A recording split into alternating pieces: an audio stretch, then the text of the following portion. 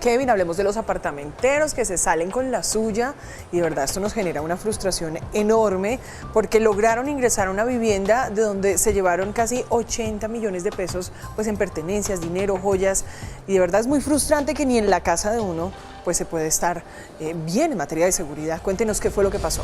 Sí, señora Alina, televidentes, resulta que las víctimas se encontraban fuera de su vivienda. Cuando llegaron pues se encontraron con esta lamentable sorpresa. Dicen ellos que ingresaron aparentemente con una llave maestra, llegaron hasta este punto y se llevaron electrodomésticos, televisores, dinero en efectivo, joyas y una colección de relojes, todo como usted lo decía, valuado en más de 80 millones de pesos. Llamaron a las autoridades, llegaron los investigadores, pero hasta el momento no hay pistas claras de quiénes se pudieron cometer este robo. La víctima por poco sufre un infarto y tuvo que irse a un centro asistencial. Pero ¿qué fue lo que pasó? ¿Qué dice la víctima? ¿Cuál es el llamado que le hace a las autoridades? Aquí les contamos. Un drama vive una familia del barrio Santa Isabel de la localidad de Puente Aranda luego de que una banda de apartamenteros ingresó a su vivienda y revolcaron todo a su paso. Los ladrones pasaron cuarto por cuarto buscando todos los objetos de valor. Dice la víctima que se encontraba por fuera trabajando y en una reunión familiar. Al llegar a su casa se encontró con la lamentable escena. Llego a trabajar, encuentro nuevamente la casa revolcada. Todo en el piso, tuvieron el tiempo para llevarse los objetos de valor, revolcaron todos los armarios, esculcaron todo, movieron todo el lugar, tuvieron tiempo como para mirar qué se llevaran y qué no. Los gatos están un poco lastimados también, tuvieron que revisar.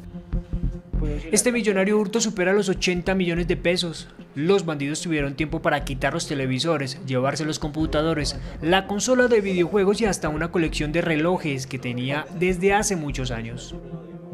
Pues bueno, me robaron pues joyas que tenía pues ya de segunda generación porque eran de la familia, una colección de relojes, electrodomésticos, televisor, portátil, consolas de videojuego, efectivo, caja fuerte. Estamos calculando de unos 50-80 millones el robo aproximadamente, teniendo en cuenta todas las pérdidas. Al parecer los ladrones entraron con llaves maestras porque no violentaron las chapas del predio y pudieron ingresar tranquilamente. Según luego las investigaciones que lleva la fiscalía del momento, tenían llaves maestras, entraron por la puerta al parecer, gente que hace seguimientos, gente que sabe los horarios, gente que están pendientes en diferentes situaciones de las gentes de las zonas y saben cuánto están los apartamentos libres y hacen sus fechorías. Las autoridades llegaron al lugar y están investigando el caso para poder dar con el paradero de los responsables. Llegó la policía, siempre fue un poco complejo el tema al comienzo, llegó la policía, fueron los primeros respondientes, luego ya llegó CTI y Fiscalía, empezaron las investigaciones pertinentes, ya se puso el denuncio y esperar que evoluciona con este tema. La preocupación de las víctimas es que no sería el primer hurto que se registra en el sector, puesto que los mismos investigadores les habrían manifestado que en días pasados otros delincuentes ingresaron a un predio aledaño. Lo que sabemos es que no somos ni los primeros en la zona, ni en el mes ni en la semana. Por lo que dijeron, no somos los primeros de la semana. Esperar y ojalá la justicia actúe. Aseguran que esta situación está ocurriendo porque no les están prestando la atención que corresponde y por eso los delincuentes están pasando desapercibidos ante la misma autoridad. No hay presencia ni control y obviamente yo supongo y yo opino que si uno ve gente que está ni siquiera en acarreo, sino simplemente llevando cosas así a la loca en la calle, subiendo cosas hacia el azar en un vehículo, yo creo que es sospechoso, pero las autoridades no están haciendo su pertinente trabajo de patrullaje. Las víctimas esperan que con ayuda de las cámaras de seguridad la policía logre identificar a los ladrones y los capture para que el caso no quede en la impunidad.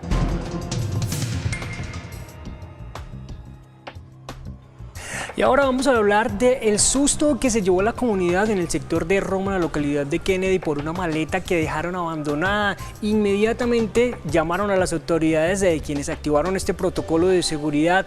Llegaron los funcionarios de antiexplosivos, acordonaron toda el área, desviaron algunos vehículos y allí empezaron a revisar qué es lo que había en este paquete sospechoso. Más de 2 horas miraron, inspeccionaron el lugar, pero finalmente descartaron de que se tratara de un artefacto explosivo. Pero ¿qué fue lo que pasó? ¿Qué dicen las autoridades respecto a este caso? Aquí les contamos.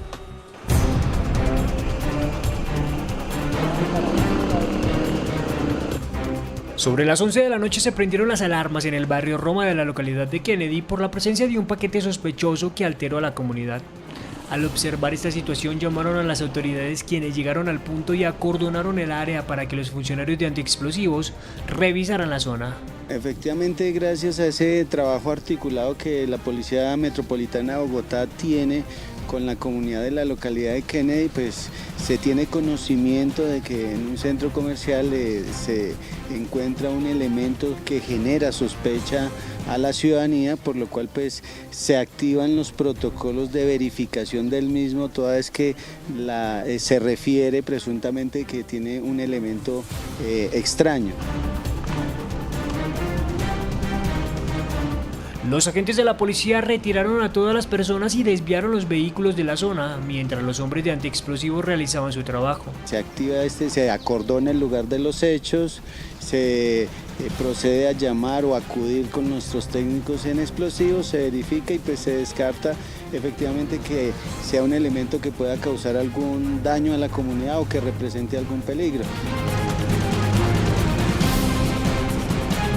La comunidad está muy preocupada por el aumento de la inseguridad y más por los ataques con granadas a los locales comerciales en los últimos días. Sin embargo, las autoridades están alerta a las denuncias que hacen los capitalinos. Efectivamente, como les reitero, gracias a esa articulación que se tiene con nuestra comunidad, que es nuestra razón de ser, y nos tomamos las denuncias o las solicitudes que ellos hacen de manera seria para poder garantizar y digamos evitar cualquier situación que pueda causar alguna afectación a la vida, a la integridad de nuestros ciudadanos y pues obviamente también a los bienes que pues ellos tienen o el tema del mobiliario que se pueda ver afectado de manera pues, considerable frente a alguna acción de estas. Finalmente, después de una larga investigación, las autoridades determinaron que dentro de la maleta hallaron prendas de vestir. Y la Policía Metropolitana de Bogotá capturó a 2 sujetos de quienes en las últimas horas asaltaron a unos ciudadanos que se encontraban en un bus de Transmilenio. Luego huyeron del lugar. Afortunadamente las víctimas logran bajarse de este bus, llaman a la policía, se forma un plan candado y cuadras más adelante detienen a estas personas. Afortunadamente logran recuperar los celulares hurtados, pero también les incautan los cuchillos con los que asaltaron a estas personas. La policía pues está muy pendiente y por supuesto le hace el llamado a la comunidad a que denuncien este tipo de situaciones. Pero ¿qué fue lo que pasó en el centro de Bogotá? Aquí les contamos. La Policía Metropolitana de Bogotá detuvo a estos sujetos quienes en las últimas horas asaltaron a varios ciudadanos intimidándolos con un arma cortopunzante dentro de un bus de Transmilenio en la carrera 10ª con calle Primera. Esta captura se dio gracias a que una de las víctimas denunció lo que les había pasado dentro del articulado. 2 ciudadanos que descienden de un vehículo articulado de Transmilenio. Al mismo momento, ciudadanos mediante voces de auxilio señalan que estos 2 ciudadanos anteriormente mencionados habían realizado un hurto a los celulares de estas personas. Al conocer el caso, las autoridades activaron el plan candado en el centro de Bogotá para poder ubicar a los sujetos que cometieron este delito dentro del bus. Rápidamente nuestra patrulla realiza la persecución y logran la captura, asimismo la incautación de 2 armas cortopunzantes, las cuales se utilizaron para amedrentar durante este hecho delictivo. La policía además logró recuperar los elementos que estos sujetos le habían robado a la ciudadanía. Y también incautan y recuperan los 2 celulares que habían sido hurtados minutos antes. La policía manifestó que seguirán realizando operativos continuamente para velar por la seguridad de las personas. Continuamos trabajando por la seguridad y convivencia ciudadana. Invitamos a nuestros ciudadanos a denunciar de manera oportuna cualquier caso con el fin de continuar dando buenos resultados en pro de convivencia y seguridad. Las autoridades seguirán adelantando acciones preventivas y operativas que permitan seguir haciendo el frente a los delitos de alto impacto en la capital del país. Asimismo, invita a la ciudadanía a seguir denunciando cualquier hecho que afecte la seguridad y convivencia a través de la línea de emergencia 123. Y reaparecieron los delincuentes conocidos como los inspectores de billetera. Justamente llegaron hasta el punto de la localidad de Engativá, Molinos de Viento, y allí estos sujetos se hacen pasar como policías de la SIJÍN, les piden los celulares, los documentos. Sin embargo, una de las víctimas se percató de la manera sospechosa como estaban actuando estos sujetos, inmediatamente llamaron al cuadrante de la policía, pero estos bandidos, al ver que ya llegaban los policías de verdad, pues decidieron emprender la huida en un vehículo particular. Quedaron grabados en cámaras de seguridad y por supuesto las víctimas y los vecinos de este sector le hacen el llamado a la policía para que investiguen este caso y por supuesto capturen a estos sujetos. Inspectores de billeteras. Observe este carro color gris, del cual descienden unos sujetos y segundos después se acercan a unos ciudadanos que se encontraban en el barrio Molinos de Viento de la localidad de Engativá y les piden el teléfono celular supuestamente para verificar que no sea hurtado, por lo cual los residentes empezaron a dudar. El día sábado en la madrugada, saliendo un grupo de personas de un establecimiento público, en el momento de ellos ir a subir al carro se les atraviesa otro vehículo sin dejarlo salir y con carnets falsos de la SIJÍN, dicen ser de la SIJÍN, les piden el celular, pero uno de ellos dice que no lo entrega, que se lo muestra nomás. Los falsos policías luego le exigieron a uno de los ciudadanos que les entregara los documentos. Segundos después llega otra persona que sería cómplice de los bandidos para hacerles creer que vivía en el sector para así no levantar sospechas. Le piden la cédula, la entrega y cuando ya vieron que se baja otro tipo de un taxi y viene hacia ellos y ellos con el pretexto de que pedirle documentos lo paran, pero resulta que era un cómplice también. Sin embargo, una de las víctimas logró darse cuenta de que los sujetos no pertenecerían a la Policía Nacional, por lo que decidieron llamar al cuadrante del sector. Los supuestos agentes de la SIJÍN huyeron del lugar en el vehículo en el cual llegaron. Cuando ellos se percatan, le dicen a un amigo, llame a la policía, llame a los del CAI de acá para que vengan a ver qué es. Inmediatamente se suben al carro, le entregan la cédula al muchacho y se van. Ahí es donde nos damos cuenta que eran unos delincuentes. La comunidad está muy preocupada por esta situación y le pide a la policía que con los videos les ayuden a encontrar a estas personas que al parecer se dedicarían a hurtar transeúntes en Bogotá. Cambiamos de tema y volvemos a hablar de lo que tenemos que abordar todos los días en nuestro sistema informativo y es la inseguridad en Bogotá. Cómo se están sintiendo los habitantes de Patio Bonito por una banda que ataca en Gavilla y además están madrugando a robar. Vamos con Angie Telles para que nos explique cuál es el modus operandi. Angie. Así es, pues en este momento hay alerta aquí en el sector de Patio Bonito de la localidad de Kennedy por cuenta de una banda delincuencial compuesta por 5 sujetos que están atracando en Gavilla, específicamente a comerciantes de verduras y frutas aquí en el sector. Justamente en cámaras de seguridad se evidencia cuando una de estas víctimas llega a la zona y estos 5 sujetos lo acorralan, lo amenazan y en cuestión de 30 segundos exactos lo despojan de todos sus elementos de valor y es por esto que la comunidad hace un llamado a las autoridades para que los ayuden a identificarlos y a capturarlos porque ya están cansados, ya se han presentado en este mismo sector al menos 2 casos y a esta hora de la mañana nos acompaña un líder de la zona. ¿Qué es lo que está pasando? ¿Cómo están operando?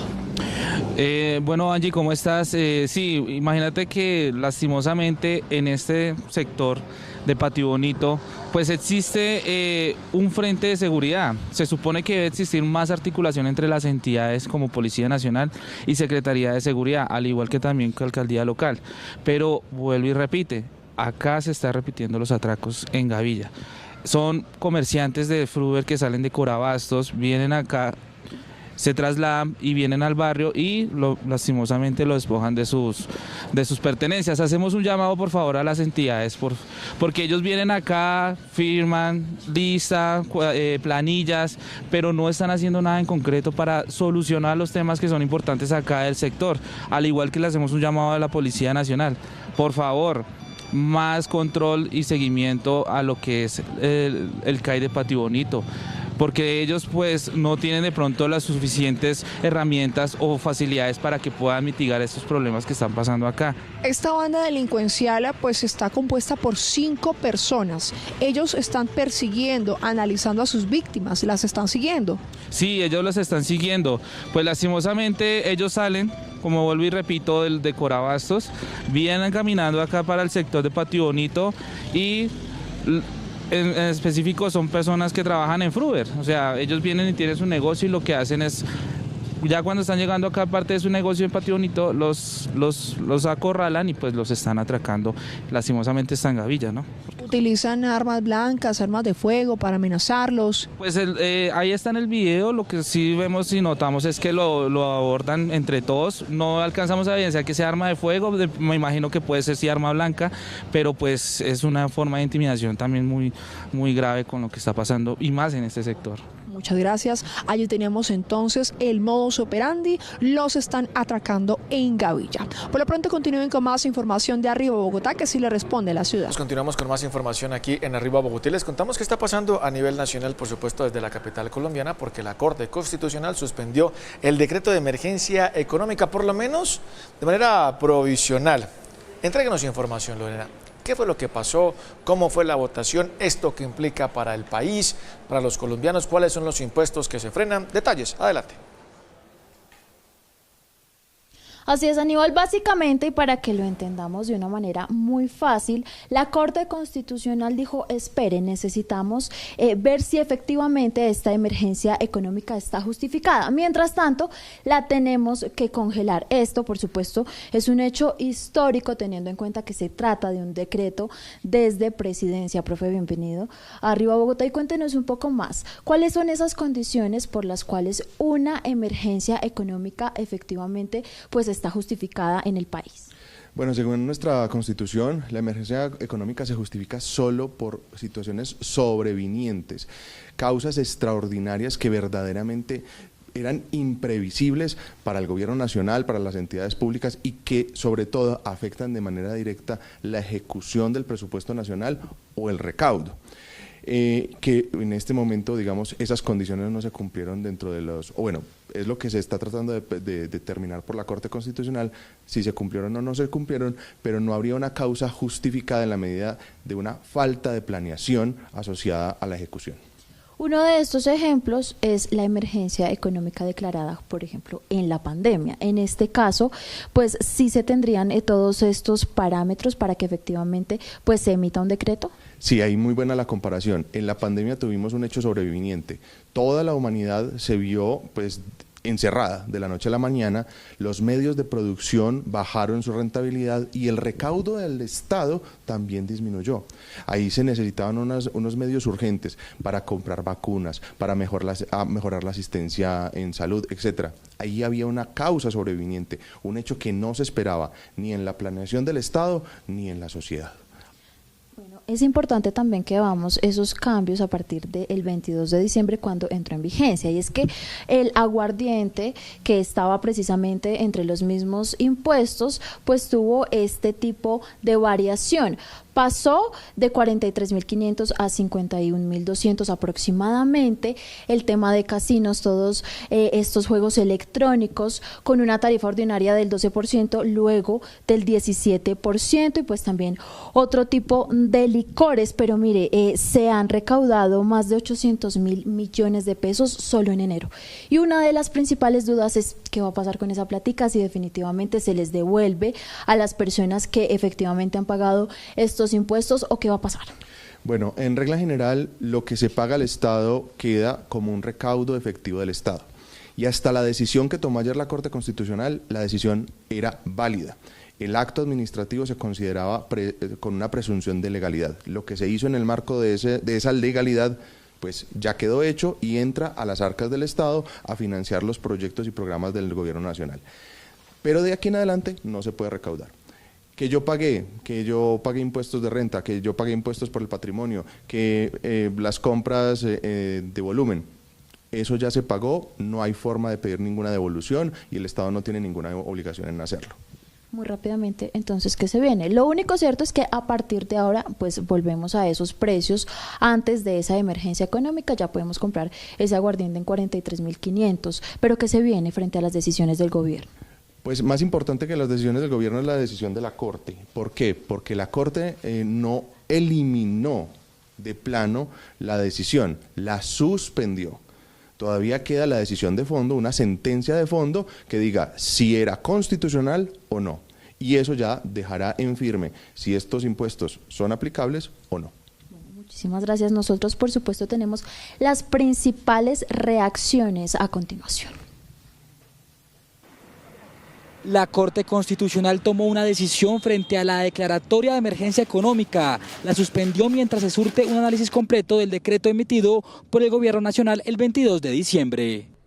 Suspender provisionalmente el decreto legislativo 1390 del 22 de diciembre de 2025, por el cual se declara el estado de emergencia económica y social en todo el territorio nacional, hasta tanto la Sala Plena de la Corte Constitucional profiera una decisión de fondo. Nunca antes se había dado en la historia de Colombia que una convocatoria o un estado de excepción fuese suspendido provisionalmente. Esta es una medida cautelar que por primera vez se toma. Para los expertos, el gobierno debe acatar de inmediato la decisión. No puede ni se puede proceder contra ella ninguna impugnación que suspenda esa decisión. Esa es una regla del derecho procesal. Cuando se toma una medida cautelar, debe cumplirse inmediatamente, independientemente de los recursos que contra ella se interpongan. Se constituye en una extralimitación en el ejercicio de sus funciones por parte de este tribunal, en la medida en que ni la Constitución Política, ni el decreto 2067 de 1991, ni tampoco los decretos y las leyes que regulan los estados de excepción de guerra exterior, conmoción interior o emergencia económica, social o ecológica facultan u otorgan competencia alguna a este Tribunal Constitucional para suspender este tipo de decretos legislativos. Los impuestos o tributos que se estaban cobrando por cuenta del decreto expedido deben quedar suspendidos. Frente a los tributos o recaudos que ya se hubieran recaudado, será la Corte cuando defina el fondo de este asunto.